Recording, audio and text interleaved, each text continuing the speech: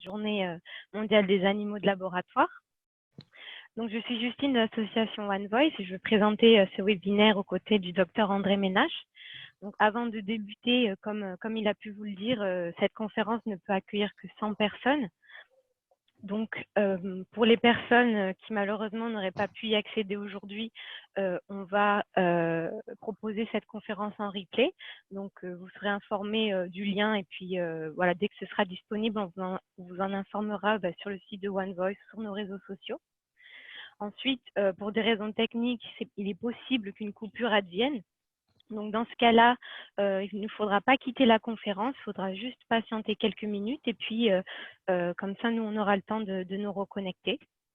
Donc, concernant le déroulement du webinaire, on va commencer par la conférence du docteur Ménage. Donc, vous savez que le thème, je vous le rappelle, est comment surmonter les obstacles qui freinent le remplacement des tests sur les animaux. Et à la suite de cette conférence, le docteur Ménage répondra aux questions que vous nous avez envoyées ces derniers jours, ces dernières semaines. Et si on a le temps, on pourra éventuellement également répondre aux questions que vous nous posez tout de suite en direct. Voilà. Écoutez, André, je vous laisse la parole si vous voulez commencer avec la conférence. Merci beaucoup, Justine, et merci beaucoup à One Voice pour cette collaboration. Donc, la journée mondiale pour les animaux dans les laboratoires, 24 avril 2020.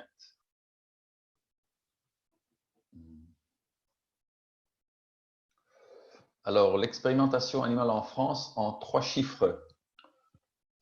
Pour 2017, 1,9 million, donc quasiment 2 millions d'animaux ont été utilisés. Quand on dit utilisés, ils ont quasiment tous été tués à la fin de l'expérience. Et ce que beaucoup de personnes ne savent pas, c'est que beaucoup d'animaux sont détenus dans les laboratoires sans être utilisés. Et le chiffre est quand même très perturbant. C'est 2,1 millions d'animaux. Ça veut dire qu'en tout, dans un an, en France, 4 millions d'animaux sont détenus et ou utilisés dans les laboratoires. C'est très difficile de trouver ce chiffre de 2,1 millions, même sur le site du ministère de la Recherche. J'ai passé pas mal de temps, je n'ai pas pu trouver ce chiffre. Et puis le troisième chiffre à retenir, c'est 0 € de financement de la part de l'État pour financer le remplacement des tests sur animaux. Alors, on va déjà lancer tout de suite le remplacement des animaux dans le cadre de la réglementation. Et je donne l'exemple du Botox, parce que l'exemple du Botox est un exemple de ce que peut faire l'opinion publique, la puissance de l'opinion publique. Donc, le Botox, c'est un produit qui contient la toxine botulique. C'est la substance la plus toxique connue à la science. Et pendant des années, les chercheurs et l'industrie nous ont raconté qu'il serait impossible de remplacer les tests sur les animaux pour ce produit. Il fallait passer par les tests sur les animaux. Toutefois, grâce à une campagne aux États-Unis et l'opinion publique mobilisée a convaincu le fabricant aux États-Unis de remplacer l'utilisation de millions et de millions de souris par un test in vitro, donc utilisant des cellules neuronales donc du système nerveux humain pour remplacer les souris. Et cette méthode a été validée et reconnue par la Haute Autorité de Sécurité Sanitaire aux États-Unis, le FDA. Et il faut utiliser cet exemple pour montrer que le problème aujourd'hui, en termes de remplacer les animaux dans la réglementation, le problème n'est pas technologique, mesdames et messieurs. Le problème est tout simplement un manque de volonté politique de la part des entreprises et parfois de la part des élus. Donc aujourd'hui, ce qui nous empêche de remplacer les animaux, ce n'est pas ou ce n'est plus la technologie. C'est tout simplement le manque de volonté de la part des industries. encore une bonne nouvelle, et ça c'est le remplacement ou la fin d'utilisation des chimpanzés dans le cadre de la recherche biomédicale. Donc déjà en 2015, le directeur du NIH, le plus grand organisme de recherche biomédicale au monde, avait annoncé que on n'utiliserait plus, on subventionnerait plus la recherche biomédicale impliquant les chimpanzés. C'est très, très important. Pourquoi? D'abord, c'est important pour les chimpanzés, mais c'est important également parce que le chimpanzé représente l'animal le plus proche de l'homme, avec qui nous partageons environ 98% de notre ADN. Et donc, si la communauté scientifique est prête à abandonner son meilleur modèle animal, le chimpanzé, qu'est-ce que cela représente pour tous les autres modèles animaux, donc évidemment plus éloignés de l'homme que le chimpanzé, parce que nous sommes éloignés du chimpanzé par environ 5 à 7 millions d'années d'évolution. L'animal le suivant le plus proche de l'homme après le chimpanzé, c'est le singe. Donc si nous prenons le singe macaque, eh bien là déjà nous sommes éloignés par 25 millions d'années d'évolution. Ce qui est très, très, très, très important à comprendre. Donc, si on peut abandonner le chimpanzé, il n'y a pas de raison a priori pourquoi nous ne pouvons pas abandonner tous les autres animaux, vu qu'ils sont encore plus éloignés de nous. Alors même le chimpanzé, en tant que soi-disant modèle animal de l'homme, n'était pas très performant. Les chimpanzés sont immunisés contre le sida, contre les hépatites, contre le paludisme. Ils ont des différents cancers à les nôtres. Donc déjà, ça pour le soi-disant meilleur modèle animal.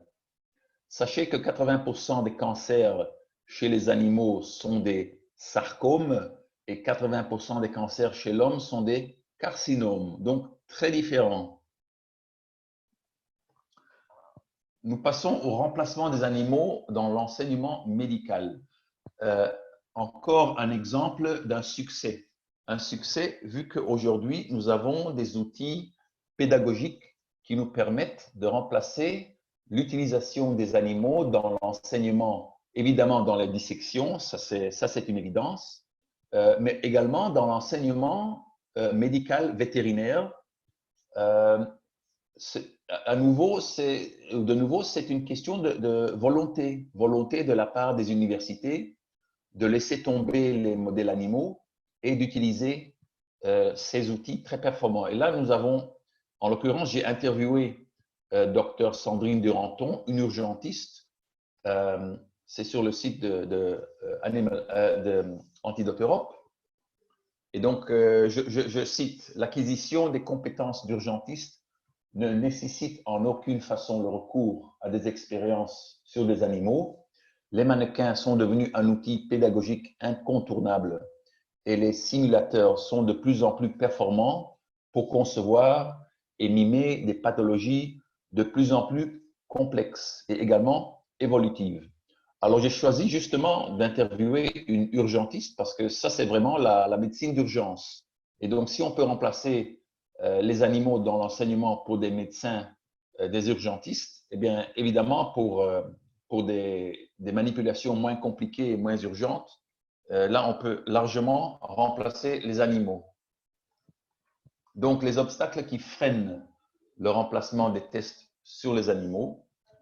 Alors, le problème, c'est un manque de volonté politique, comme nous l'avons évoqué, de changer les anciennes habitudes. Donc, une réglementation qui n'est pas à jour avec nos connaissances actuelles en matière de fonctionnement du vivant. Et concrètement, c'est à partir de 1946-47, donc le procès des médecins de Nuremberg après la Deuxième Guerre mondiale, qu'il a été décidé d'encadrer l'utilisation des animaux pour tester surtout les médicaments avant de passer aux essais cliniques chez l'homme. Et donc, c'est une exigence réglementaire qui date depuis 70 ans, qui n'est pas à jour avec nos connaissances actuelles.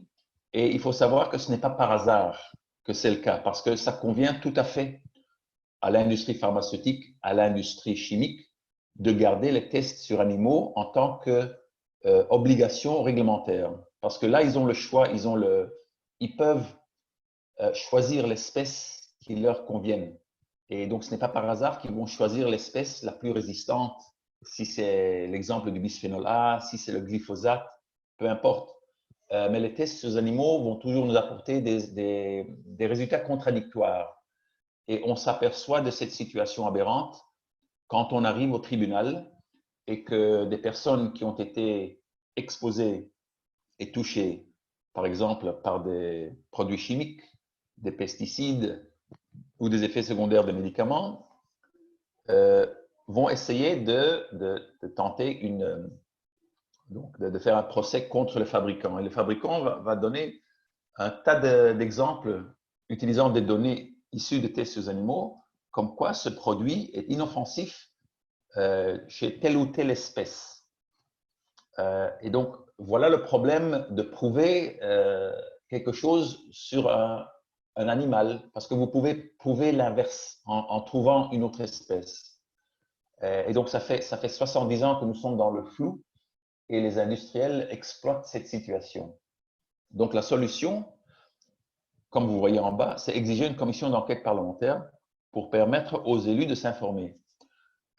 On n'a pas le choix, il faut passer par le Parlement pour modifier et amender et changer les lois. Mais nous avons un problème. La plupart des élus n'ont pas de formation, n'ont pas forcément une formation scientifique. Et le sujet de l'expérimentation animale, vraiment, c'est quelque chose de totalement inconnu. Donc, je pense que c'est un outil afin de présenter le sujet de l'expérimentation animale à nos élus par le biais d'une mission d'information, mais éventuellement d'une commission d'enquête parlementaire. Parlons maintenant des obstacles qui freinent la validation de méthodes non animales. Donc, sachez qu'il existe beaucoup de méthodes non animales, ce qu'on appelle des méthodes alternatives, qui sont disponibles aujourd'hui, mais tant qu'une méthode alternative n'est pas validée, ça veut dire qu'elle n'a pas subi un processus de validation, elle ne pourra pas remplacer les tests exigés sur animaux dans le cadre de la réglementation. Donc, si nous voulons concrètement remplacer les tests sur les rongeurs et les non-rongeurs dans le cadre des tests pour l'industrie pharmaceutique, il faut valider la méthode qui va remplacer ces tests. Valider, c'est chronophage, ça peut prendre quelques années et également ça coûte beaucoup d'argent. Les instances, les organismes les plus adaptés pour subventionner les méthodes sans animaux est exactement l'industrie pharmaceutique. Alors, nous avons réussi, dans le cas des cosmétiques, de remplacer certains tests exigés par la réglementation par des tests complètement in vitro sans animaux. Cela grâce à l'opinion publique, cela grâce à la pression qui a été mise sur l'industrie cosmétique, qui a réussi, après 30 ans, de faire évoluer les choses. Et nous avons aujourd'hui, en ce qui concerne la réglementation de tests en toxicité, attention, uniquement en toxicité, dont à peu près 11 tests sont exigés par la réglementation. Donc, des tests cutanés, la peau, des tests en matière de toxicité aiguë, toxicité à dose répétée, le cancer, mutagénicité, réprotoxicité, etc., etc. Donc, l'industrie cosmétique a subventionné 4 méthodes alternatives, tous concernant la toxicité cutanée. Cutanée, ça veut dire la peau, parce que grosso modo, les cosmétiques, c'est ce qu'on applique sur son corps, on n'avale pas. Malheureusement, l'industrie cosmétique n'a pas collaboré avec l'industrie pharmaceutique, justement pour trouver, subventionner et remplacer les tests sur les animaux pour les 7 autres tests exigés en matière de réglementation. Donc, pour retourner à notre diapo, la solution, c'est la priorisation et subvention par l'État. Donc, ne pas toujours attendre que l'industrie fait le travail. Donc, priorisation et subvention par l'État pour valider les tests ayant fait leurs preuves pour remplacer les tests les plus cruels. Donc, comme j'ai évoqué, la toxicité aiguë, toxicité à dose répétée. Alors, comment agir au quotidien pour faire évoluer les choses? Alors, on a évoqué le pouvoir d'achat du consommateur. Donc, acheter des produits non testés sur animaux. Vous avez comme référence le label One Voice pour les produits d'entretien et des produits cosmétiques. Deuxièmement, la puissance phénoménale de l'opinion publique. Sollicitez par exemple votre député de circonscription pour soutenir une commission d'enquête parlementaire parce que nous aurions besoin d'un maximum de soutien par un maximum de députés et de sénateurs, sénatrices pour créer une commission d'enquête parlementaire et diffuser des informations sur vos réseaux sociaux. Et attention à qui vous versez vos dons. Donc, vous avez par exemple sur le côté droit une liste rouge donc des associations qui subventionnent l'expérimentation animale ou la recherche animale. Ces informations sont disponibles sur leur site. Parfois, il faut creuser. Et en dessous, vous avez une liste orange. Donc, ce sont des associations caritatives à but médical liées à la médecine ou la recherche. Et la liste orange ne fournit pas suffisamment d'informations sur leur site pour savoir si oui ou non ils subventionnent l'expérimentation animale. Donc, pour moi, de toute façon, liste rouge, liste orange, c'est pareil. Il faut peut-être éviter de subventionner ces associations vu qu'ils subventionnent la recherche animale. Et je pense que ces gens vont très vite comprendre s'ils reçoivent des lettres, des sollicitations en disant que on voudrait bien subventionner, soutenir votre association, mais à condition que vous arrêtez de subventionner la recherche animale. Eh bien, je pense que ça pourrait faire son travail. Ça pourrait réussir. Donc là, on conclut la partie formelle de cette présentation. On vous remercie à nouveau pour votre engagement et pour votre participation.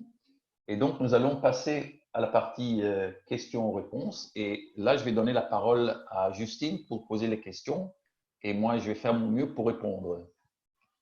Oui, alors comme je vous l'ai expliqué au départ, puisqu'il y a beaucoup de personnes qui nous ont rejoints un petit peu en cours de route, donc on a posté sur les réseaux sociaux il y a une semaine environ, un petit peu plus, pour recueillir vos questions et pour que je les pose à André. Donc je vais poser un certain nombre de questions qu'on a pu recueillir ces derniers jours. Donc ça va être des questions auxquelles il va répondre en priorité. Et puis bien sûr, si on a un peu plus de temps, j'ai vu que vous aviez déjà posé quelques questions en direct. Donc si on a le temps d'y répondre, je lui poserai également ces questions, en espérant bien sûr qu'on puisse répondre à un maximum d'éléments. Et puis vous allez voir que les questions que vous avez posées, elles recouvrent différents thèmes. Donc je pense que vous allez pouvoir trouver beaucoup de réponses. Voilà, donc on a regroupé les questions par différentes thématiques pour voir un petit peu que vous vous y retrouviez et regrouper les éléments de réponse. Donc, la première thématique concerne les tests sur les animaux en matière de réglementation versus en matière de recherche fondamentale, donc certaines différences. La première question est la suivante. Quelles sont aujourd'hui les alternatives à l'expérimentation animale qui reproduisent une expérience à l'échelle systémique, c'est-à-dire donc qui pourrait refléter la réponse d'un organisme vivant face à une molécule, une maladie, etc. Donc, cette question présuppose que le modèle animal est performant pour prédire l'effet, l'impact d'une substance chimique ou d'un médicament sur l'être humain. Et donc, il faut absolument dire dès le départ qu'aucune espèce n'est un modèle biologique pour une autre espèce. En tant que vétérinaire, je connais les médicaments que je peux utiliser chez le lapin, mais pas chez le chien, chez le chat, mais pas chez le singe, etc., etc. Donc il faut partir du principe qu'aucune espèce n'est un modèle biologique pour une autre espèce. Deuxièmement, ce que j'ai évoqué tout à l'heure, c'est que nous avons face à nous une réglementation en faillite. une réglementation qui également présuppose que tester sur 2 espèces, un rongeur et un non-rongeur, avant de passer aux essais cliniques chez l'homme, c'est tout à fait acceptable et scientifiquement rigoureux. Mais ce n'est pas le cas du tout. Donc, nous sommes bloqués aujourd'hui et il faut absolument sortir de ce paradigme que le modèle animal est prédictif pour l'homme. Ouais. Alors, on a une deuxième question concernant cette même thématique. C'est dans le cadre des débats actuels sur la toxicité de certains produits, comme vous avez pu l'aborder. Quelle méthode pourrait-on utiliser pour tester ces substances? Donc, par exemple, le glyphosate ou encore la présence d'aluminium dans les vaccins. Donc, avant d'aborder, je vous montre encore quelque chose, une information pertinente et importante pour répondre à cette question. Donc, selon la Haute Autorité de sécurité sanitaire aux États-Unis, la FDA, sur 10 médicaments ayant passé avec succès le test requis sur des animaux, 9 échoueront au cours des essais cliniques impliquant des humains, par absence d'efficacité ou présence d'effets secondaires non identifiés chez les animaux. Donc, quand même, un taux d'échec de 9 sur 10, c'est impressionnant.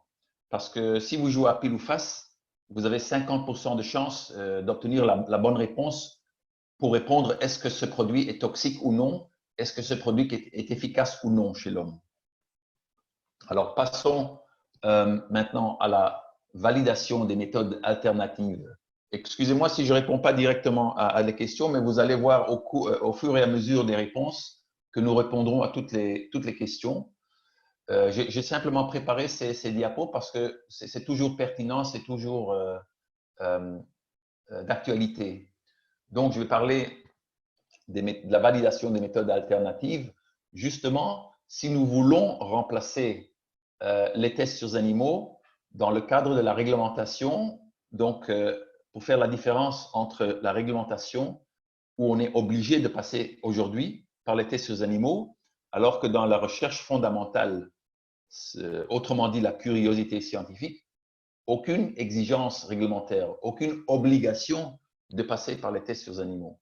Donc, en ce qui concerne la validation, les technologies in vitro dont nous disposons à l'heure actuelle, comme les organes sur puce, comme les cultures cellulaires microfluidiques, etc., je ne vais pas dire qu'elles sont 100% performantes. Non, ce n'est pas le cas. C'est très, très difficile de mimer un organisme vivant complexe entier. Mais si nous obtenons, comme l'exige aujourd'hui au niveau réglementaire, on doit viser un taux de fiabilité de 85 à 90%. C'est déjà un niveau très, très respectueux. C'est déjà tout à fait, scientifiquement, c'est rigoureux. Par rapport aux 10% de taux de fiabilité des tests sur animaux, n'oublions pas, on l'a évoqué tout à l'heure, 10%. Et au meilleur, c'est 50%. Donc, ça, c'est pile ou face. Ça, c'est au hasard. Donc, aujourd'hui, heureusement, les autorités de réglementation visent un taux de fiabilité pour les méthodes sans animaux de 85 à 90%. D'abord, si on l'aurait exigé des tests sur animaux, on n'aurait pas de tests sur animaux aujourd'hui. On aurait été obligé, les industriels auraient été obligés de développer très, très vite, comme ils l'ont fait pour le Botox, justement, parce que là, ils avaient l'intérêt de trouver une méthode alternative. Donc là, vous avez un bel exemple comme quoi ce n'est pas la technologie, c'est la volonté politique, la volonté économique. Donc, le problème, c'est que l'utilisation des méthodes déjà validées reste facultative. Donc, il peut y avoir des méthodes même validées, qui ne sont pas utilisées par les industriels parce qu'aucune obligation. Et pour eux, ça convient tout à fait de continuer à utiliser le rongeur, le non-rongeur, parce que là, ils peuvent choisir quelle espèce, quelle souche, parmi les rats, les centaines et les milliers parfois de souches différentes de rats et de souris. Alors, prenons comme exemple concret, aujourd'hui, nous avons organes sur puce et même hommes sur puce. Donc, nous avons des mini-organes, si vous voulez.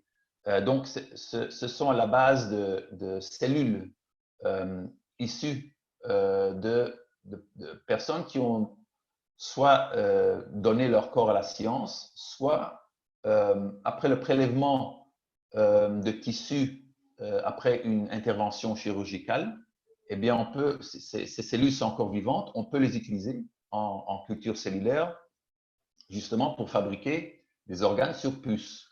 Également des cellules souches issues de personnes, par exemple, le prélèvement de graisse. Donc, les gens qui, par exemple, subissent une intervention pour perdre du poids, eh bien, les tissus lipidiques et de graisse contiennent beaucoup de fibroblastes et autres cellules tout à fait adaptées pour être converties ou manipulées pour créer des cellules souches.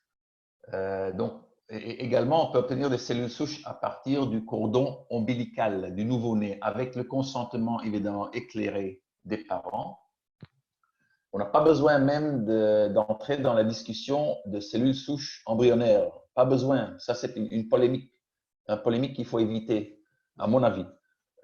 Donc, on n'a pas besoin de tuer des embryons, etc., pour obtenir des cellules souches embryonnaires. On peut se contenter avec les technologies que nous avons aujourd'hui pour les cellules souches issues de l'adulte avec son consentement éclairé et éventuellement du cordon ombilical du nouveau-né. Donc là, vous avez, au lieu d'un seul organe sur puce, uniquement le foie, uniquement les reins, eh bien, on peut les connecter par le biais d'une technologie qui s'appelle microfluidique. Et donc, vous avez plus ou moins l'interaction des différents organes. Alors, à nouveau, je ne vais pas vous raconter des histoires en vous disant que ça représente exactement ce qui se passe dans le corps humain. Non. Mais si c'est performant à un taux de 80%, 85%, à ce moment-là, ça devient rigoureusement scientifique. C'est bien, bien au-delà des résultats et des données que les tests sur les animaux peuvent nous fournir. Donc à partir d'une méthode qui est fiable à partir de 65-70%, eh bien, c'est déjà bien, bien au-delà de ce qu'un test sur les animaux peut nous donner. Les tests sur les animaux, tout simplement, ne peuvent pas atteindre ces taux de fiabilité. Alors, comme je l'ai évoqué tout à l'heure, le modèle animal est toujours le paradigme de la recherche biomédicale. Là, vous avez une photo de Claude Bernard en train d'enseigner ses collègues. Alors, à l'époque, Claude Bernard était considéré comme un génie. Pour lui, d'ailleurs, il était, entre parenthèses, il était créationniste. Il ne croyait pas dans l'évolution. Et pour lui, le foie d'un chien et le foie d'un humain, eh bien, ça fonctionnait exactement de la même manière, sauf que le foie du chien était un peu plus petit.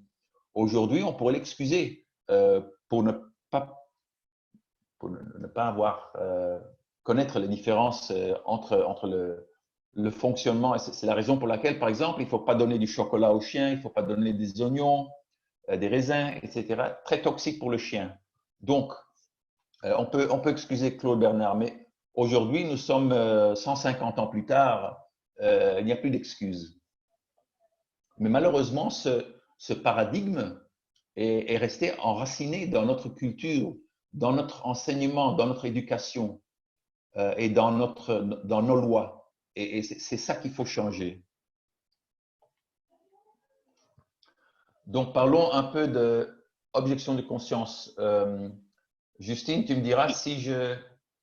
Il y a on peut passer à la deuxième catégorie de questions qu'on a reçues qui concerne maintenant justement le remplacement des animaux dans l'enseignement supérieur. Je pense que ça va être lié. Donc, on avait une première question pour savoir si l'utilisation des animaux dans l'enseignement supérieur est aujourd'hui raisonnée, voire contrôlée, et notamment en ce qui concerne le nombre d'animaux utilisés par étudiant et par semaine dans certains cursus, comme par exemple la pharmacologie ou la biologie. Alors, merci pour la question. C'est intéressant parce que par rapport, par exemple, au Royaume-Uni, la France utilise beaucoup plus d'animaux dans l'enseignement qu'au Royaume-Uni. Je parle de l'éducation supérieure, l'enseignement supérieur. Et donc là, on voit que c'est culturel.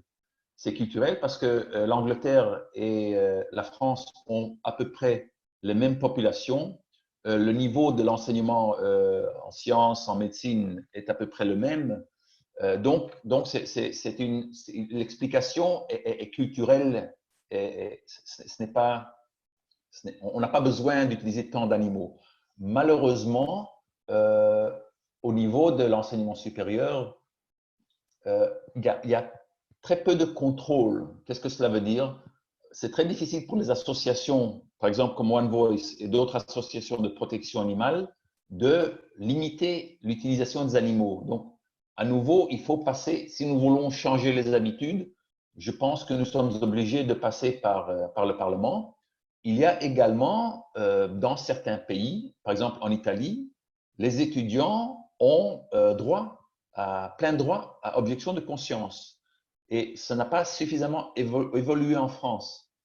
Et donc, les étudiants sont parfois punis, sanctionnés par leurs profs, justement parce qu'ils ne veulent pas participer à une dissection ou une manipulation utilisant des animaux morts ou vivants. Donc, comme je l'ai évoqué tout à l'heure, en ce qui concerne l'enseignement, nous avons tous les outils possibles. L'enseignement est vraiment un endroit, un thème où le remplacement des animaux a vraiment réussi. A vraiment réussi. C'est à nouveau une question de volonté. Je pense que la directive est également pertinente. Justine, est-ce que vous voulez Oui. rajouter une question Euh, avant que je discute? alors, on avait une petite question. Je pense que vous avez déjà un peu expliqué, mais si c'est possible de donner des exemples peut-être précis de quelles seraient les alternatives à l'expérimentation, par exemple en ce qui concerne les techniques de formation chirurgicale pour les écoles vétérinaires, par exemple. Donc, il existe une association qui s'appelle Interniche. Vous pouvez la trouver sur le web, qui donne une liste assez exhaustive de dispositifs, d'outils disponibles en matière de remplacement de tests sur les animaux dans l'enseignement ou d'utilisation des animaux dans le cadre de l'enseignement. La plupart des écoles vétérinaires aujourd'hui au monde utilisent ces méthodes, peut-être pas tous ou toutes, mais certainement c'est quelque chose de plus en plus répandu. Vous avez donc sur le site d'Interniche, vous allez trouver des exemples des outils pédagogiques, des simulateurs, des modèles, de la réalité virtuelle, etc., etc. Vous avez vraiment aujourd'hui beaucoup d'occasions pour remplacer l'animal dans l'enseignement. Et c'est la raison pour laquelle également j'ai interviewé l'urgentiste dont j'ai parlé tout à l'heure. Donc, renseignez-vous, renseignez-vous. Je suis également le représentant de Interniche en France. Vous pouvez me contacter par le biais de One Voice si vous avez des questions précises. Je pense que les étudiants français souffrent toujours à cause de ce paradigme enraciné qu'il faut absolument toucher le vivant, même que c'est parfois un animal mort, mais le prof insiste que l'étudiant doit toucher la chair, le vivant. Donc, une idée qui appartient au 19e siècle, à l'époque de Claude Bernard. Voilà, en ce qui concerne l'enseignement. Très bien. Du coup, on va passer, je pense, à une troisième catégorie de questions qui concerne la protection des animaux de laboratoire. Donc, on a eu une première question concernant les animaux transgéniques pour savoir s'ils disposent d'une protection au niveau français, mais également européen, et s'ils sont comptabilisés comme les autres animaux dans les statistiques publiées chaque année par le ministère et puis plus généralement à l'échelle européenne. Alors, en ce qui concerne les animaux transgéniques, ils n'ont pas plus de protection que les autres animaux.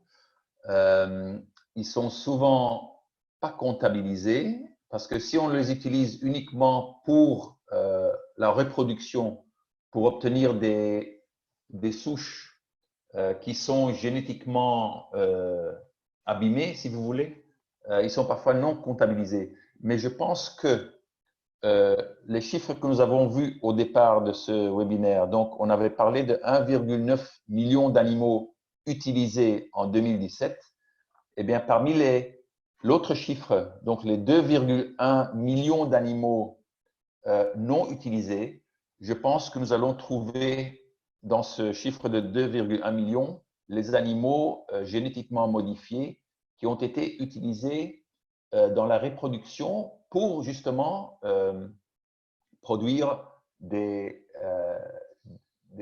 litières, des animaux génétiquement endommagés.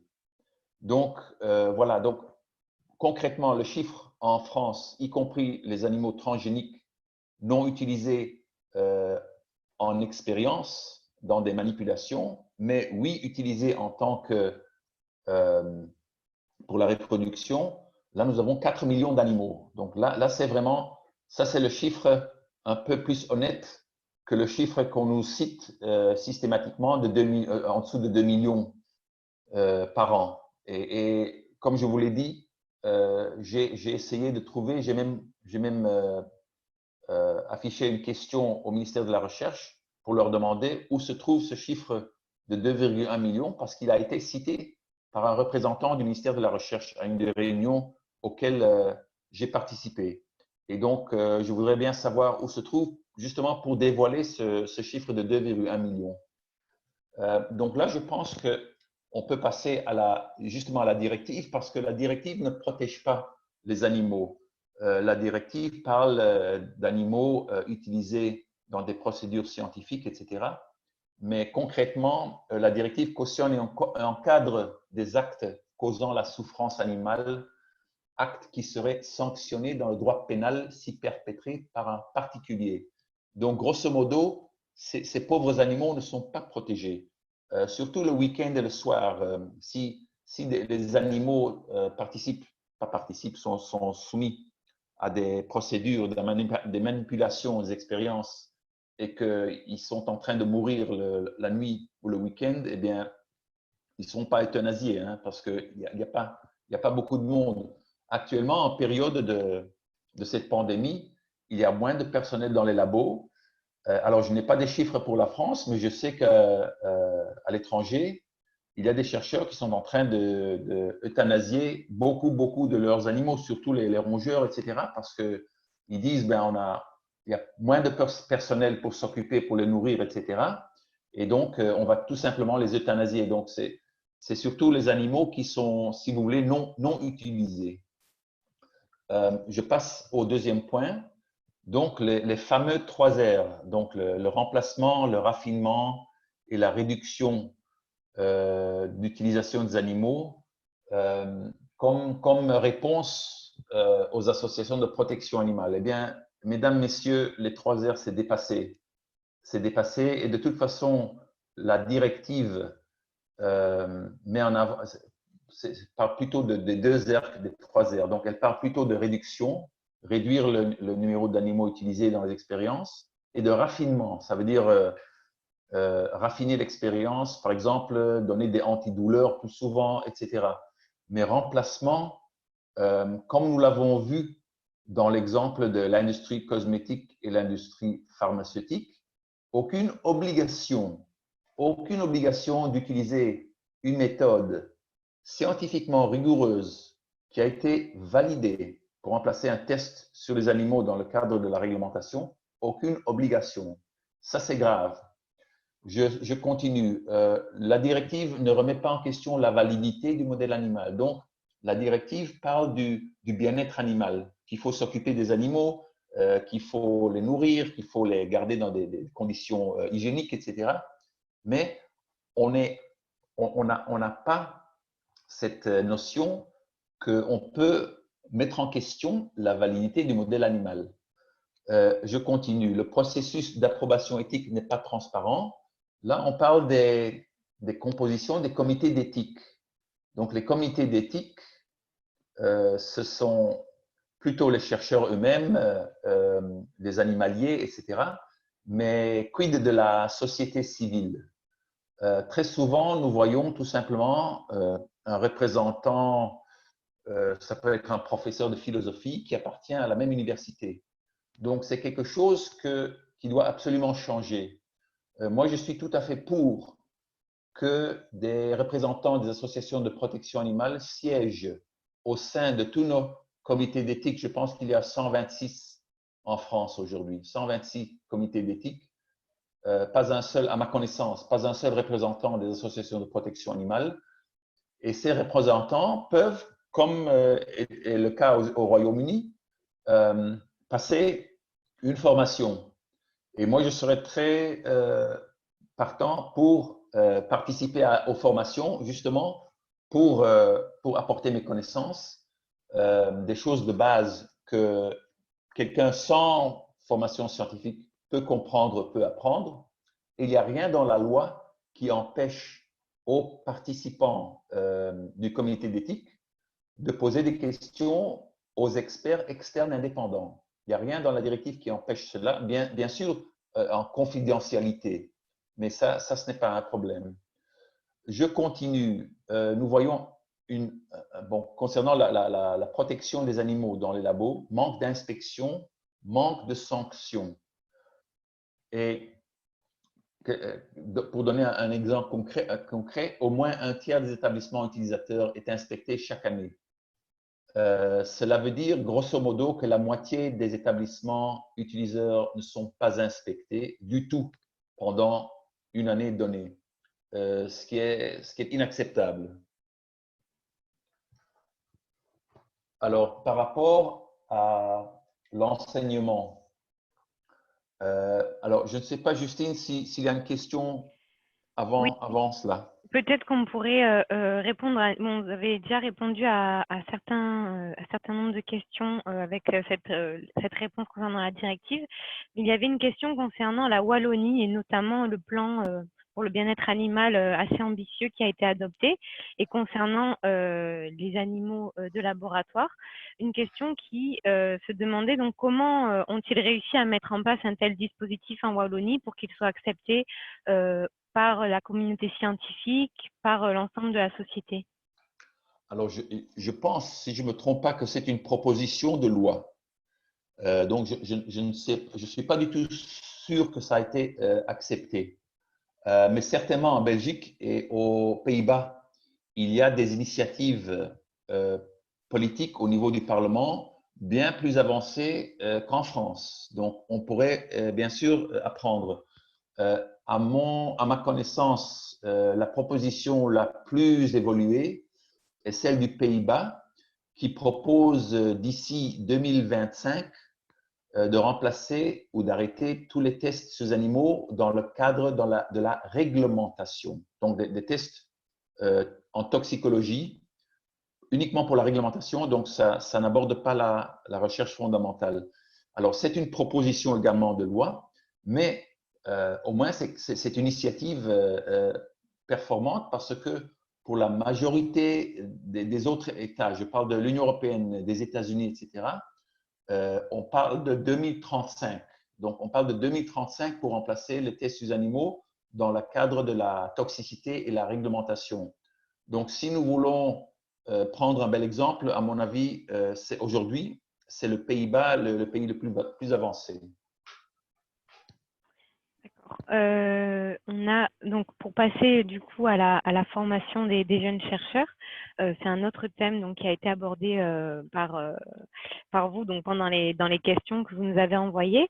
On a une question qui se demande en fait comment et pourquoi la formation des scientifiques est toujours basée justement sur ces concepts qui datent de l'Antiquité ou qui datent de plusieurs années et qui ne prennent pas forcément en compte les nouvelles technologies, et comment est-ce qu'on pourrait faire évoluer cette formation et tout ce qu'elle comporte? Alors, c'est une très, très bonne question. J'ai souvent des discussions et des échanges et des débats avec des jeunes étudiants en biologie, en sciences, en médecine, ce sont des gens qui sont brillants. Le seul problème, c'est qu'ils sont dans leur bulle. Donc, ce sont des gens qui ont obtenu un diplôme et qui ont décidé de se lancer dans une carrière de recherche en immunologie, neurologie, etc., etc. Et là, ils sont tout de suite dans ce paradigme actuel d'utilisation du modèle animal. Et donc, je dirais qu'il manque dans leur formation des cours justement en esprit critique, esprit scientifique. Donc, l'épistémiologie de la science, la racine de nos connaissances scientifiques, se poser beaucoup plus de questions. Malheureusement, ces gens sont, comme je l'ai dit, ils sont lancés dans cette carrière sans trop se poser des questions. Et voilà qu'ils se trouvent donc en train de manipuler des souris, des rats, des chiens, des singes, etc. Et donc, ce que j'aborde avec ces gens-là, c'est donc la question de l'esprit scientifique. Et je pense que je suis assez étonné d'ailleurs que parmi ces scientifiques brillants, ils ne connaissent pas la différence entre un système compliqué et un système complexe. Vous avez à gauche une montre suisse, je pense. C'est un exemple d'un système compliqué, mais ce n'est pas un système complexe. Quelle est la différence? Ben, je peux vous dire avec certaineté que dans 20 ans, vous aurez l'heure précise à partir de cette montre. Donc ça, c'est un système compliqué, mais pas complexe. Par contre, à droite, vous avez ce que représente un système complexe comme le nôtre, ou même, prenez même une mouche, c'est un système complexe. Votre système immunitaire est un système très complexe. Donc, la différence entre un système compliqué et un système complexe, c'est qu'un système complexe, on ne peut pas savoir d'une minute à l'autre comment va réagir un système complexe face à une perturbation. Donc, la montre, si on passe dans la pluie, il fait un peu chaud, il fait un peu froid, peu importe, elle va continuer à fonctionner et en 20 ans, l'heure sera toujours la bonne heure précise. Tandis qu'un système complexe est composé de beaucoup plus d'éléments qu'une montre suisse. Et donc, nous avons ce que l'on appelle des propriétés émergentes. Ça veut dire des résultats, des réactions, des interactions que personne ne peut prédire à l'avance, y compris le meilleur ordinateur du monde. Et c'est la raison pour laquelle les ordinateurs, les méthodes in silico, donc tout ce qui est lié à l'informatique, elle est très performant jusqu'à un certain point. Et au-delà de ce point-là, eh bien, elles ne sont plus capables de prédire comment va réagir un système complexe parce que c'est quasiment impossible de fournir toutes les données possibles. Et que donc cet ordinateur peut faire toutes ces manipulations, il peut nous donner plusieurs possibilités, mais grosso modo, un ordinateur ne peut pas remplacer un être vivant complexe entier. Nous avons déjà beaucoup de difficultés à remplacer un système vivant complexe entier avec les organes sur puce, l'homme sur puce, etc. Des dispositifs très évolués, des dispositifs qui nous donnent un taux de fiabilité de prédiction dans les 80-85%, qui est formidable et ça va bien sûr augmenter au fur et à mesure que les technologies évoluent, sans animaux évidemment, puisque ces technologies utilisent du matériel humain. Ils sont beaucoup plus proches de l'humain que les tests sur animaux. Donc là, je vous donne un exemple, un système compliqué, un système complexe.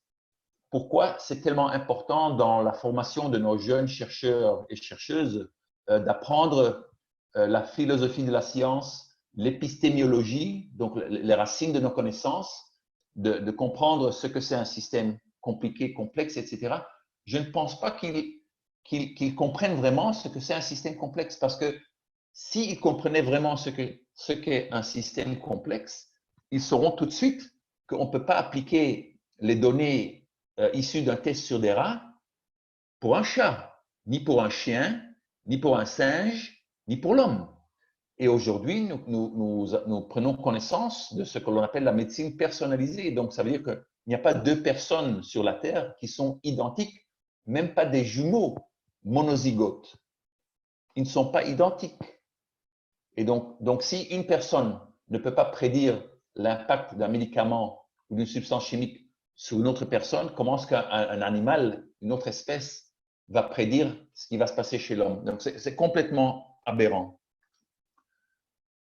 Alors, très important par rapport également à l'enseignement des jeunes étudiants en éducation supérieure. Donc, le modèle animal n'a jamais été validé.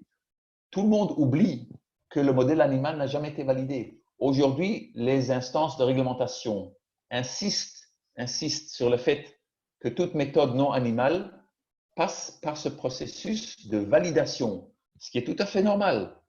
Mais alors, il faut l'appliquer à l'animal aussi. Ce n'est pas cohérent qu'on exige de faire valider des tests non animaux et que le modèle animal passe comme ça sans jamais être validé. Donc, déjà, une énorme incohérence.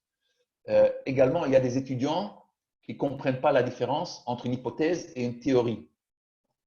Mais je dirais que c'est une minorité. Je dirais que nos étudiants, nos jeunes chercheurs, chercheuses, ont certainement une bonne formation, ils sont très intelligents, mais il y a des lacunes. Il y a des lacunes et je pense que c'est parce qu'ils n'ont pas reçu ces informations au cours de leur formation. Donc, je pense que c'est très, très important. Ceux parmi vous qui écoutez ce webinaire et qui connaissent des professeurs, qui connaissent des personnes liées au ministère de l'enseignement supérieur, etc., eh bien, je pense que c'est quelque chose de très, très important de proposer, de suggérer, de mettre en avant. C'est que ces formations évoluent dans le bon sens. Alors, nous avons ce constat hallucinant. Je l'ai trouvé sur le site de l'INSERM. Donc, on parle du personnel donc animalier, des personnes qui pratiquent l'expérimentation animale également. Donc, on exige un temps de formation continu d'au minimum 3 jours tous les 6 ans. Donc, et à nouveau, nous avons un exemple à quel point les formations des chercheurs et des chercheuses est négligée. On laisse les gens, on laisse les gens carrément dans leur bulle. Donc, on a parlé tout à l'heure un manque d'inspection. Donc, moins de la moitié des établissements utilisateurs en France sont inspectés une fois par an. Et là, nous avons un temps de formation vraiment dérisoire. Alors, je pense que Justine, Oui, la prochaine question. Alors, ouais, là, on va passer donc à une autre question qui concerne un thème différent. Donc, il s'agit de l'élevage de Beagle et de Golden Retriever, donc destiné à l'expérimentation animale. Un élevage en France qui se situe donc à Mézilles. Donc pour ceux et celles qui ne savent pas de quoi il s'agit, je vous invite aussi, si ça vous intéresse, à aller voir sur le site de l'association One Voice, puisque on travaille à ce sujet depuis plusieurs années et vous allez trouver nombreuses informations sur le centre et sur notre campagne à ce sujet. Et donc la question concerne, on va pouvoir un peu vous donner des éléments, mais pourquoi ne peut-on pas faire fermer ce centre d'élevage? Donc, ce centre d'élevage de Beagle et de Golden à Mézy, à part évidemment le dysfonctionnement, je dirais, en nombre de personnel, et encore beaucoup de choses que je ne peux pas tout vous dévoiler parce que il y a un procès en cours contre cet établissement. Sinon, théoriquement, ils sont dans les clous. Ils sont dans les clous dans le sens où ils sont en train d'élever des animaux pour l'expérimentation animale. Donc, tant que l'expérimentation animale est autorisée, eh bien, ils sont tout à fait dans les clous. Ils sont en train de fournir quelque chose dont l'industrie pharmaceutique et l'industrie chimique a besoin.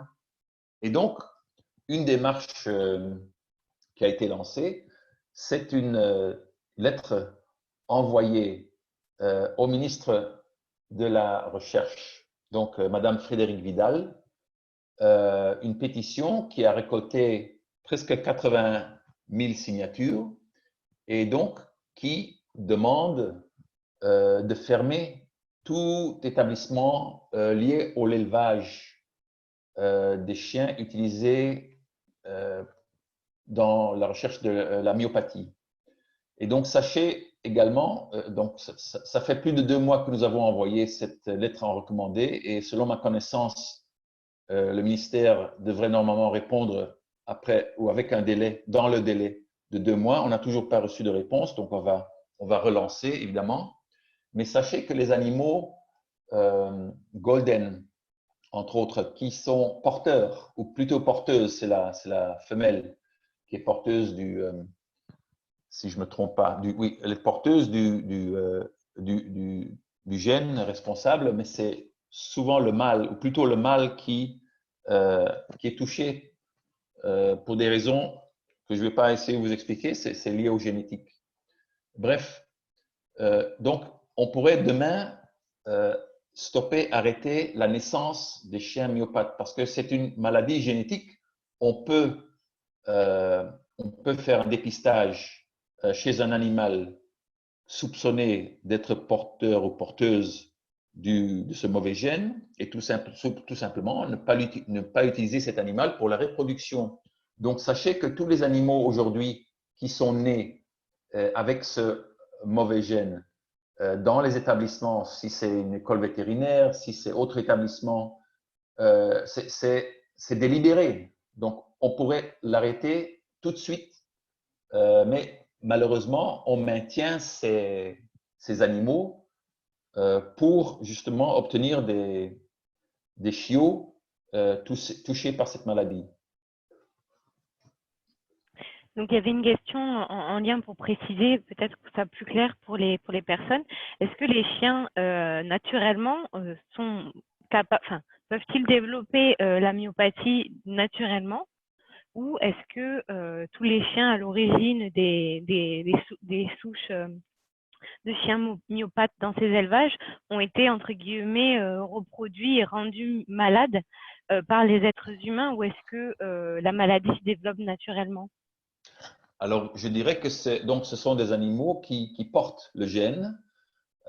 Et donc, si on continue à reproduire ces animaux qui portent le mauvais gène, eh bien, on va perpétuer cette maladie. Donc, je dirais plutôt qu'on a sélectionné, si vous voulez, des animaux porteurs du mauvais gène et on les garde pour la reproduction. Donc, c'est tout à fait l'homme qui gère cette situation.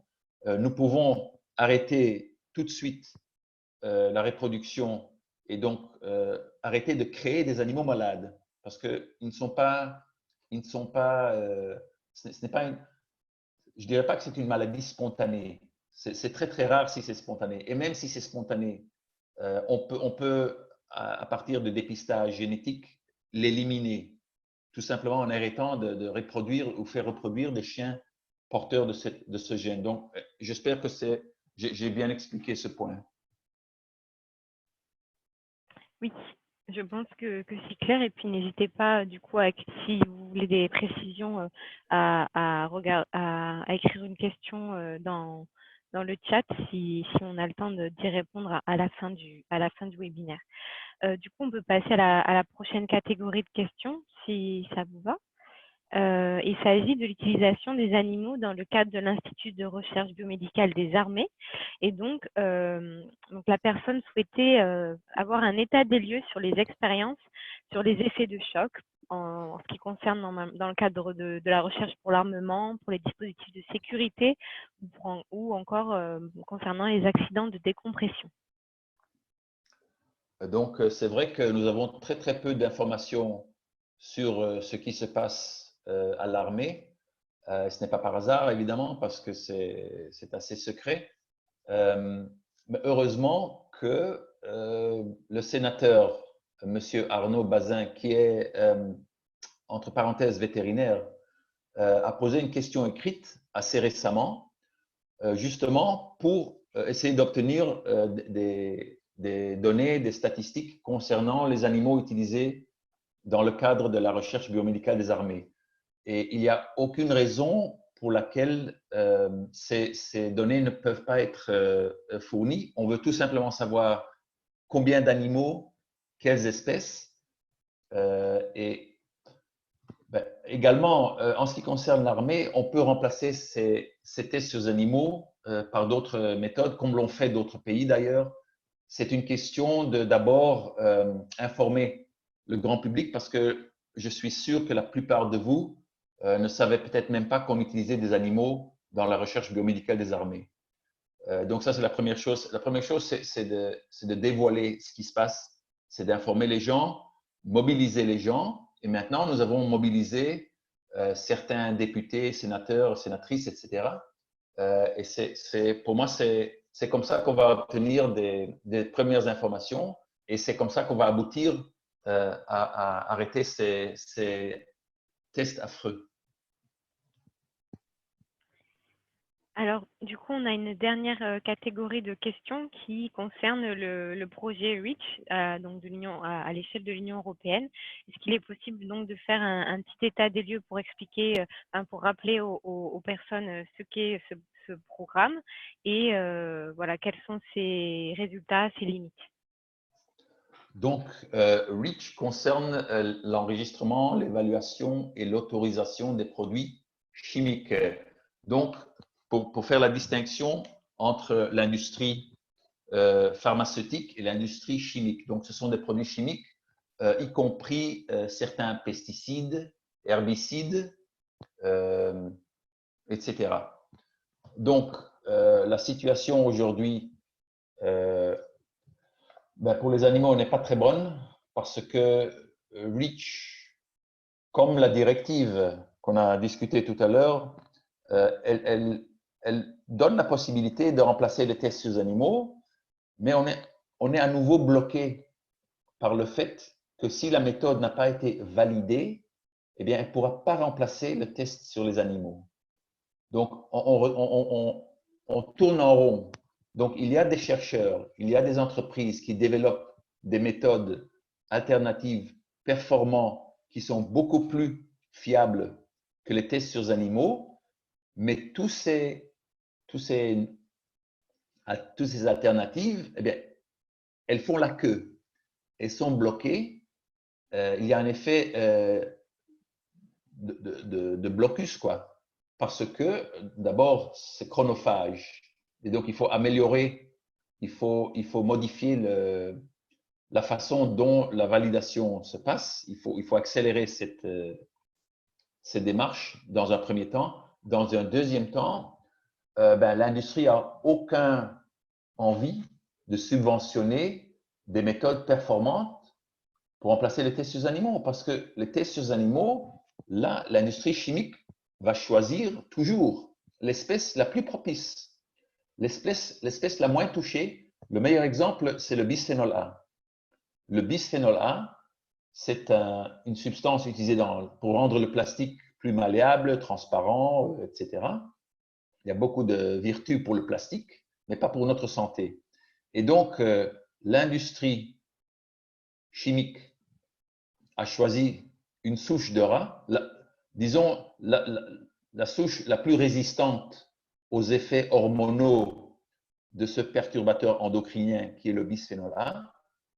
Et donc, en utilisant cette souche de rat, ils ont pu obtenir une autorisation de mise sur le marché.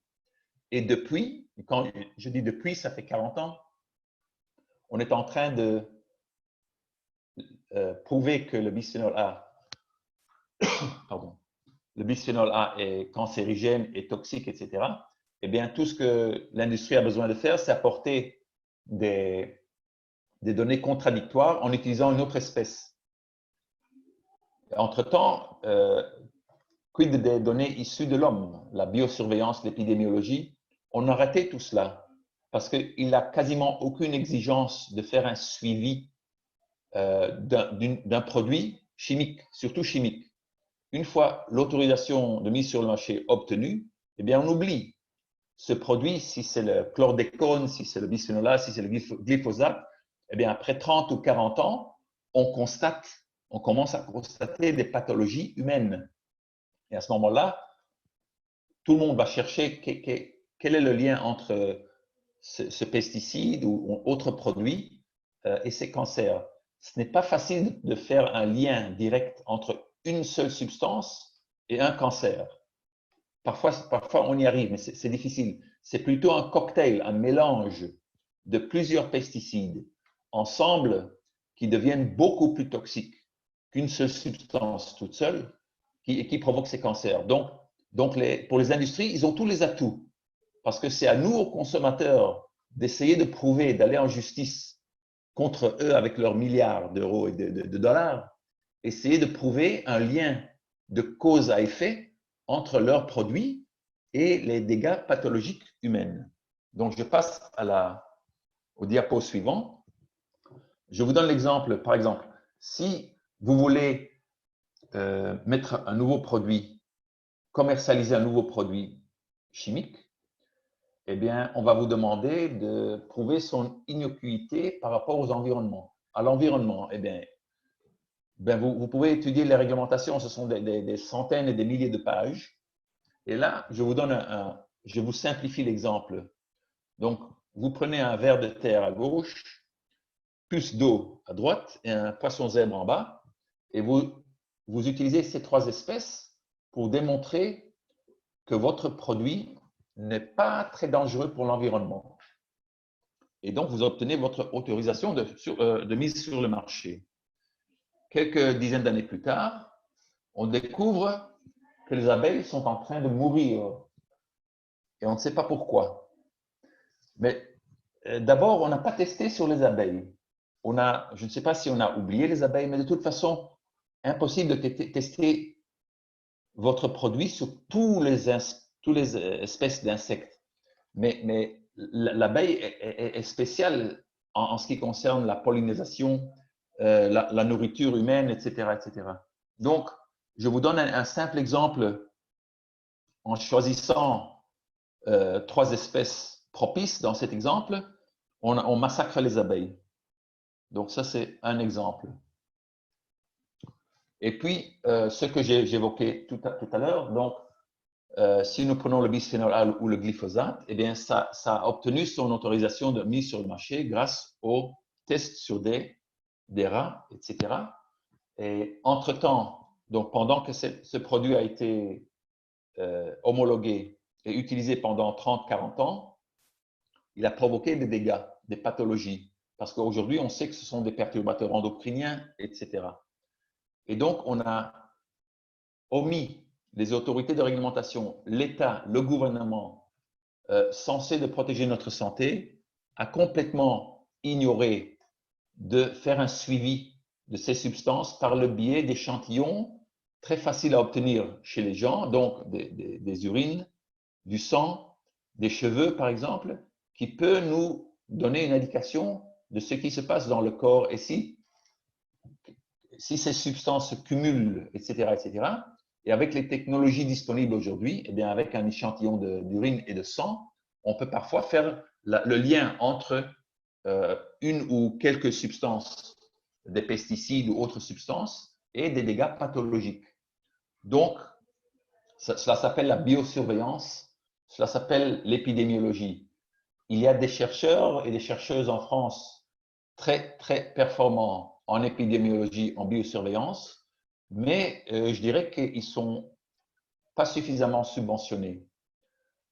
Et c'est quelque chose, comme le démontre, je dirais, la pandémie du virus, du coronavirus, que l'État et le gouvernement ne prend pas suffisamment au sérieux la santé publique et la prévention. La prévention, c'est quelque chose qui est vraiment pas important du jour au lendemain.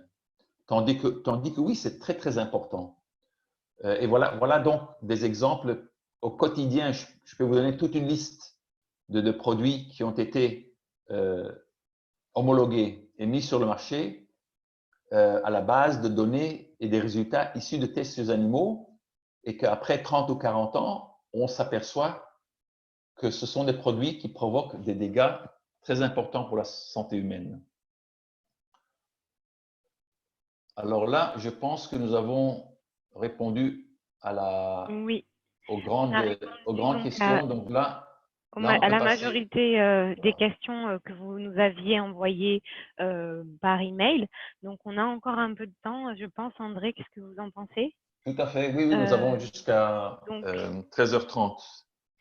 Encore 20 donc, minutes. Donc, on va pouvoir répondre à certaines questions que vous nous avez posées en direct. Donc, ben, je m'excuse par avance si on ne peut pas traiter toutes les questions puisqu'on en a quand même reçu un certain nombre. Et je pense qu'André a quand même donné plusieurs éléments de réponse à certaines de vos questions que j'ai pu lire. Du coup, André, vous voulez que je vous en pose certaines? Vous voulez les sélectionner ou je vais Ben, vous en poser? je vous laisse vous choisir les questions les plus Oui. intéressantes.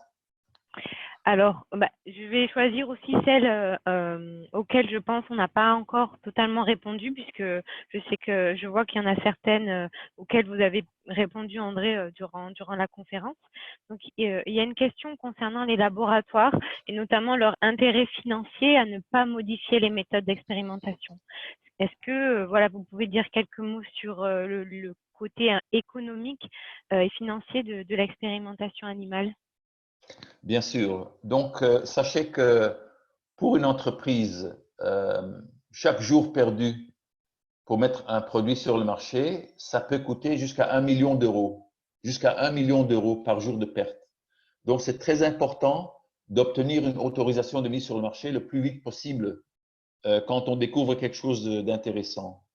Et je peux vous assurer que c'est beaucoup plus facile et beaucoup plus vite d'utiliser des tests sur animaux parce que là, on peut choisir, l'industrie peut choisir l'espèce, la souche la plus propice et ignorer les mauvais résultats.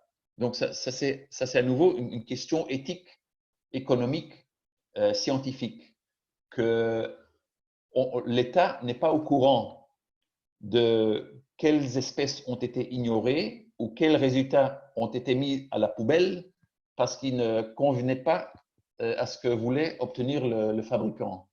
C'est une situation hallucinante, mais qui perdure jusqu'à aujourd'hui. Alors, bien sûr que le fabricant du médicament ou de la substance chimique va utiliser des cultures cellulaires, des méthodes alternatives, etc.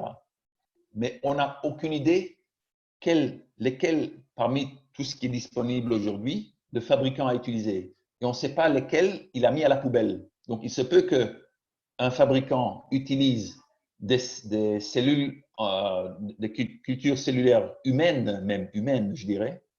Si les résultats ne correspondent pas à ce que souhaite obtenir le fabricant, eh bien, il n'a pas besoin d'inclure ces résultats dans son dossier. La chose la plus importante du dossier, c'est ce qui se passe chez l'animal. Alors, sachez que le fabricant donc va, pour répondre aux exigences réglementaires, va utiliser un rongeur et un non-rongeur. Si on prend l'exemple d'un médicament, donc le rongeur, c'est le plus souvent un rat. Le non-rongeur, c'est plus souvent le chien Beagle, malheureusement. Et donc, le fabricant va tester son produit, sa molécule, sur ces deux espèces. Et ce qui est important pour le fabricant, c'est que les données issues des deux espèces correspondent. Ça veut dire, si ce n'est pas très toxique chez le rat, eh bien, ça doit être pas très toxique ni non plus chez le chien. Au moment où ces données correspondent, le fabricant peut demander l'autorisation de passer aux essais cliniques chez l'homme. Les premiers essais cliniques, ça veut dire normalement sur des volontaires sains. Et à ce moment-là, chez les volontaires sains, le fabricant, pour la première fois, va obtenir des données humaines pour la première fois. Et à ce moment-là, ils vont comparer les données issues de chez ces volontaires et les données du rongeur et non-rongeur. Alors, si les résultats correspondent, c'est génial. Si les résultats ne correspondent pas, Parce qu'il faut bien sûr donner plus de poids aux résultats humains que de données issues des animaux. Donc, le fabricant est obligé de retourner au labo et de choisir de trouver d'autres espèces. Donc, remplacer le rat par un autre rongeur, remplacer le chien peut-être par un singe, mais il est obligé de remplacer ces espèces pour trouver des espèces qui correspondent aux données qui ont été fournies chez l'humain. Donc ça, pour moi, ce n'est pas la science. C'est un peu un bidouillage, si vous voulez. Alors, vous n'avez pas la possibilité de faire toutes ces manipulations si vous utilisez uniquement du matériel humain. Quand je parle de matériel humain, je parle de cellules souches humaines, je parle de culture cellulaire humaine, je parle d'organes sur puce, etc., etc. Donc, tous les outils que nous possédons aujourd'hui qui sont bien plus performants que les tests sur les animaux. À ce moment-là, vous êtes beaucoup plus restreint. Vous pouvez pas faire toutes ces manipulations. Vous avez beaucoup moins de marge de manœuvre qu'avec les tests sur les animaux. J'espère que j'ai bien expliqué ce point parce que ça, c'est plus ou moins l'explication. Merci. Du coup, il nous restait un petit peu de temps, un quart d'heure. Donc, on a une question qui aborde les cosmétiques, et notamment un point sur la situation avec les labels cruelty-free et l'expérimentation animale concernant les produits cosmétiques, donc que ce soit le maquillage, etc., aujourd'hui en France et en Europe. Donc, moi, je fais confiance au label de One Voice, etc. En ce qui concerne les produits cosmétiques, comme je l'ai évoqué tout à l'heure, il y a environ 11 tests exigés par la réglementation en ce qui concerne la toxicité d'un produit. Et l'industrie cosmétique, grâce à l'opinion publique, a mis la main dans la poche. Ils ont développé et mis sur le marché des tests sans animaux pour remplacer 3 ou 4 sur les 11 tests. Et ces 3 ou 4 tests concernent la peau, tout ce qui est externe. Selon la définition d'un produit cosmétique, c'est quelque chose qu'on met à l'extérieur du corps. Et donc là, ils ont fait un beau travail. Le problème, c'est qu'il reste encore environ 7 tests exigés par la réglementation en ce qui concerne la toxicologie. Alors parfois, l'industrie cosmétique n'est pas obligée de passer par les tests sur les animaux. Ils peuvent se baser sur des données historiques, ils peuvent baser sur des produits très, très similaires, etc., etc. Mais il est possible qu'à un moment donné, et surtout si c'est un nouveau produit cosmétique qui n'a jamais encore été évalué concernant sa toxicité, là, il sera obligé de passer par des tests sur les animaux. Alors, comment est-ce que l'industrie cosmétique passe par les 7 tests qui n'ont pas de méthode de remplacement? Eh bien, sachez que la plupart, et quand je dis la plupart, je parle de 90% des substances que nous trouvons dans les cosmétiques, des produits ou des molécules, sont issues de l'industrie chimique. Et qui dit chimique dit rich. Et qui dit rich dit on peut encore tester sur les animaux. Donc voilà le problème. Voilà l'astuce de l'industrie cosmétique. Et donc je pense que c'est très très important de continuer de mettre la pression sur l'industrie cosmétique en leur disant bravo, merci, félicitations d'avoir remplacé 4 sur les 11 tests en ce qui concerne la toxicité pour les produits cosmétiques. Maintenant, s'il vous plaît, remplacez les 7 autres parce que les technologies existent aujourd'hui. Et je peux vous dire que si l'industrie cosmétique met la main dans la poche, eh bien, après-demain, elle va trouver, ou elle ne va pas trouver, je dirais que les méthodes existent déjà, les méthodes pour remplacer la toxicité aiguë, la toxicité à dose répétée, etc. Ces méthodes existent et ils sont parfois même utilisés, sauf qu'ils ne sont pas validés. Et qui dit non validé, dit non accepté par la réglementation, dit ne remplace pas, ne peut pas remplacer les tests sur les animaux. Et donc, vous voyez, on tourne en rond.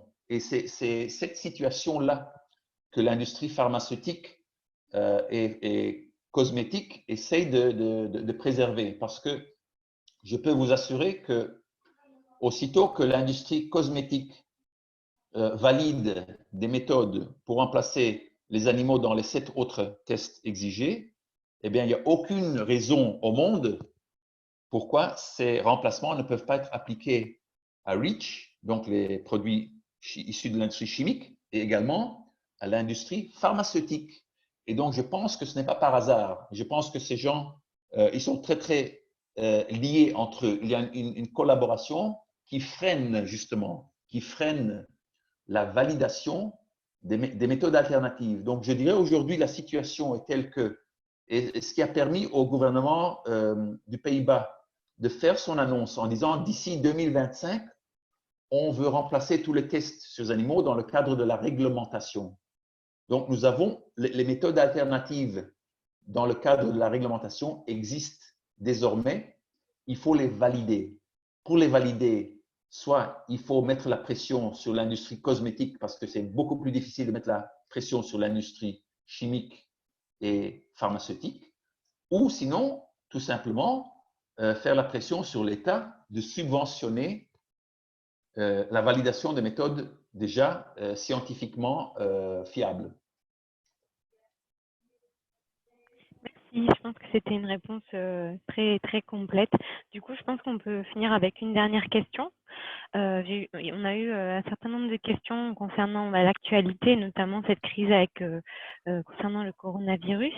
Il y a une question, voilà, pour recueillir votre opinion, André, pour savoir si vous pensez que la crise actuelle et la recherche notamment de vaccins assez rapidement va permettre le développement ou l'utilisation de méthodes alternatives sans passer par l'expérimentation animale, notamment en lien avec les tests sur les humains qui ont pu commencer dans certains pays, ou est-ce qu'au contraire, vous pensez que cette période va être justement va permettre un recours massif à l'expérimentation animale? Merci pour la question. Je pense que le coronavirus nous présente avec une occasion inédite d'abandonner le modèle animal. D'abord parce qu'il est arrivé si vite. Donc, certains chercheurs et chercheuses n'ont pas eu le temps de trouver le bon modèle animal, soi-disant. Et donc, ils ont été obligés de se fier sur des méthodes, en se basant sur des méthodes in vitro, je dirais, pour justement appliquer des médicaments déjà connus ou pour développer même des vaccins. Alors, il y a, je pense, deux essais cliniques déjà en cours qui n'ont pas passé par les tests sur animaux. Donc, le fait qu'on peut déjà éviter les tests sur animaux dans ce cas, dans cet exemple, et le fait qu'il existe déjà des outils très performants, comme le système Mimic. Donc, c'est un système in vitro qui a été racheté par Sanofi Pasteur, qui représente le système immunitaire chez l'humain. C'est quelque chose, un dispositif très, très performant. Donc, disons que nous pouvons aujourd'hui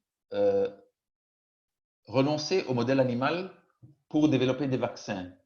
Et nous avons la preuve déjà que plusieurs chercheurs et chercheuses l'ont fait.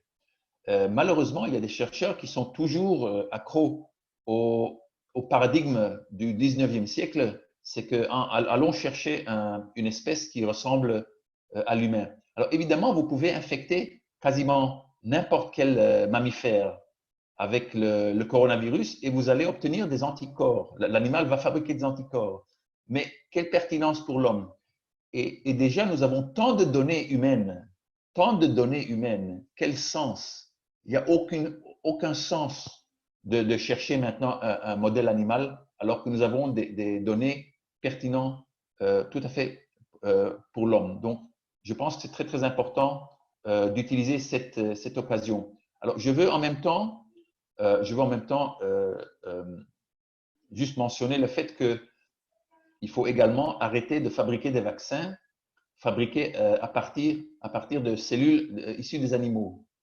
Donc, nous avons le même problème pour les vaccins, c'est qu'on utilise malheureusement parfois des virus des animaux, issus des animaux qui ont été génétiquement modifiés et on utilise des cellules, des cultures cellulaires issues des animaux. comme l'exemple du polio, du vaccin polio dans les années 1955 à 63, qui avait été contaminé par des virus, etc. Donc, il faut sortir de ce paradigme, de cet ancien paradigme avec les technologies que nous possédons au XXIe siècle. Il faut utiliser des méthodes plus adaptées, plus sûres pour la santé humaine. Et donc, à nouveau, ça nous demande de revoir tout l'utilisation, le rôle des animaux dans la recherche biomédicale. Merci André. Je pense qu'on peut clôturer ou vous souhaitez répondre à une dernière question? Je vois, je crois qu'on a encore 5 minutes, donc pour moi Oui. c'est bon s'il y a encore une question. Alors, on a un certain nombre de questions auxquelles on a déjà pu répondre. On peut répondre à la question concernant la demande d'enquête parlementaire. Est-ce une question qui concerne, est-ce qu'il y a déjà eu ou est-ce qu'il y a actuellement une enquête parlementaire où cette demande n'a pas été, où cette enquête n'a pas été encore mise en place? Alors, je peux répondre qu'il y a eu déjà des tentatives, mais que rien n'a abouti et que pour une mission d'information, mais surtout pour une commission d'enquête parlementaire, on a besoin, les députés et les élus ont besoin d'énormément de soutien public. Et là, je vais tout simplement donner l'exemple de L214, qui ont réussi à obtenir une commission d'enquête parlementaire sur l'abattage grâce à une forte mobilisation du grand public. Donc, pour le Parlement, il y a toujours des sujets plus importants que la condition animale. Et la façon, une des façons pour faire avancer une commission d'enquête parlementaire, c'est vraiment que beaucoup de gens contactent leurs députés de circonscription, par exemple, que beaucoup de gens contactent des sénateurs, sénatrices, députés et exigent une commission d'enquête parlementaire.